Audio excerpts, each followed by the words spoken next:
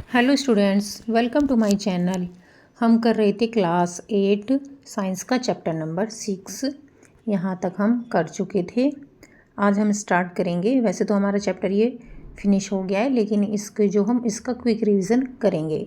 इसके स्मरणीय बिंदु हम पढ़ेंगे और पूरे चैप्टर के लिए आप प्रीवियस वीडियो देख सकते हैं। तो हम स्टार्ट करते हैं स्मरणीय बिंदु। अब हम इनको रिवाइज कर लेते हैं पूरे चैप्टर को। प्रति एकांक क्षेत्रफल पर लगने वाले बल को दाब कहते हैं।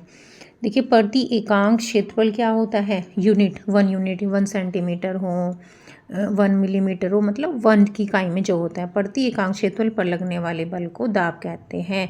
तो एक जो 1 यूनिट पर का जो क्षेत्रफल है उस पर जितना बल लगता है उसे हम दाब कहते हैं। तो दाब का फॉर्मूला क्या होता है?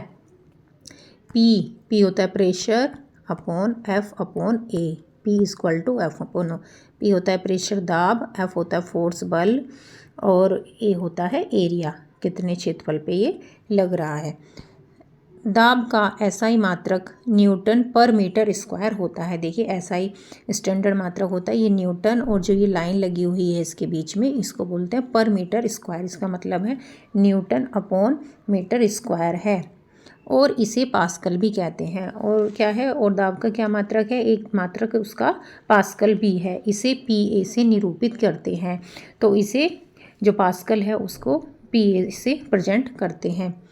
द्रव एवं गैस पात्र की दीवारों पर दाब आरोपित करते हैं। जो द्रव होता है, लिक्विड होता है, और जो गैस है, जो भी पात्र क्या होता है? बर्तन। जिस भी बर्तन में वो कोई द्रव होता है या गैस होती है, वो पात्र की दीवारों पर दाब लगाता है। हमारे चारों ओर वायु द्वारा लगने वाले दाब को वायुमंडलीय दाब कहते हैं।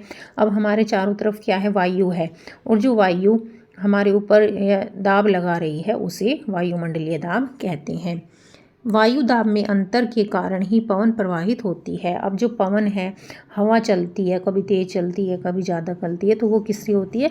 जो वायु दाब है, जो एयर प्रेशर हमारी चारों तरफ लग रहा है, उसमें अंतर। कहीं पर वायु दाब ज़्यादा होता है, कहीं पर कम होता है, उसी के कारण हवा चलती है। गर्म वायु ऊपर उठकर निम्नदाब क्षेत्र बनाती है। जब वायु गर्म हो जाती है तो ऊपर उठती है, तो इससे वहाँ पे क्या होता है? निम्नदाब, मतलब लो प्रेशर बनता है। उच्च दाब क्षेत्र के आसपास की ठंडी वायु निम्न दाब क्षेत्र की ओर प्रभावित होती है। जैसे ही जो ठंडी वायु है वो गर्म होकर ऊपर उठती है, तो वहाँ का क्या है? स्थान खाली हो जाता है, और जहाँ उच्च दाब है वहाँ से ठंडी वायु उसकी जगह पर आ जाती है। ये तो यहाँ से कोई भी वायु यहाँ से गर्म होकर ऊपर उठी, फिर यहाँ पर क्या है?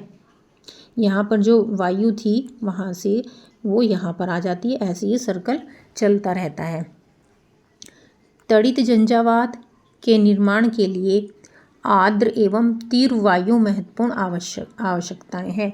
तड़ित झंझावात क्या होता है? जो बिजली कड़कती है, उसके निर्माण के लिए आर्द्र और जो तीव्र वायु, तेज वायु है, वो महत्वपूर्ण होती है।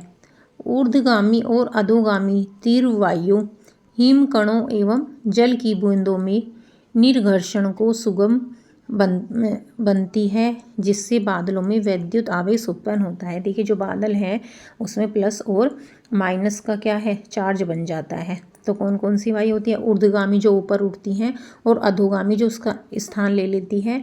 जो तेज वायु होती है वो हिमकण, जो भी बर्फ़ के जैसे छोटे छोटे कण बनने रहते हैं, और जल की बूंदों को निर्घर्षण को सुगम बनाती है। जो उनमें घर्षण होता है उसको सुगम बना देती है, जिससे बादलों में क्या है? प्लस और माइनस का चार्ज उत्पन्न हो जाता है। बादलों के भीतर, बादलों के मध्य या बादल और धरातल के मध्य विद्युत आवेशों के संघट्ट से तड़ित उत्पन्न होता है। अब देखिए, जो बादलों के अंदर होता है, बादलों के बीच में होता है, और बादलों के धरातल पर क्या होता है? विद्युत आवेश होते हैं प्लस और माइनस के, और वो आपस में टकराते हैं। उससे जो है बिजली उत्पन्न होती है, जो लाइटिंग होती है बारिश के समय पर। तड़ित प्रहार से जन धन की हानि होती है। भाई, जिसके ऊपर बिजली गिर जाती है, जहाँ पर गिर जाती है, कहीं पर आग लग जाती है, वो तो बहुत भयंकर नुकसान हो जाता है। तड़ित चालक भवनों को तड़ित के प्रभाव से बचाते हैं। अब जो तड़ित चालक हैं, आपने देखा होगा, लंबी लंबी बिल्डिंग बनाते हैं और उसके ऊपर एक छड़ लगा देते हैं। छड़ का एक सिरा नुकीला होता है और उस छड़ का एक पार्ट नीचे ज़मीन में ला के छोड़ देते हैं। उससे क्या होता है, जो भी इलेक्ट्रिसिटी है जो एनवायरनमेंट से मिलती है ये चार्जेस, वो उसको न्यूट्रल कर देती है, उसको ज़मीन में छोड़ देते हैं जब। तो ये करना ज़रूरी होता है। भारत मौसम विज्ञान IMD भारत में चक्रवात और तड़ित झंझावात का निरंतर अनुवीक्षण करते हैं। अब जो देखिए आजकल ऐसे ऐसे ऐप आ गए हैं जो क्या करते हैं, भारत मौसम विज्ञान IMD जो मौसम के बारे में बताते हैं कि पहले से ही चक्रवात आएगा, तूफान आएगा, वो होता है हमारा भारत मौसम विज्ञान विभाग IMD, उसको बोलते हैं हम IMD। चक्रवात और तड़ित झंझावात का निरंतर अनुवीक्षण करते हैं। तो वो चक्रवात और मौसम के बारे में पहले से ही क्या करते रहते हैं, अनुवीक्षण करते हैं, पहले से खोज करके रखते हैं कि ताकि जन को हानि से बचाया जा सके। तो यहीं पर हमारा ये चैप्टर आज फिनिश होता है।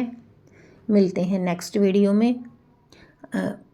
ऐसी ही और वीडियोस प्राप्त करने के लिए please like share and subscribe my channel. Thank you.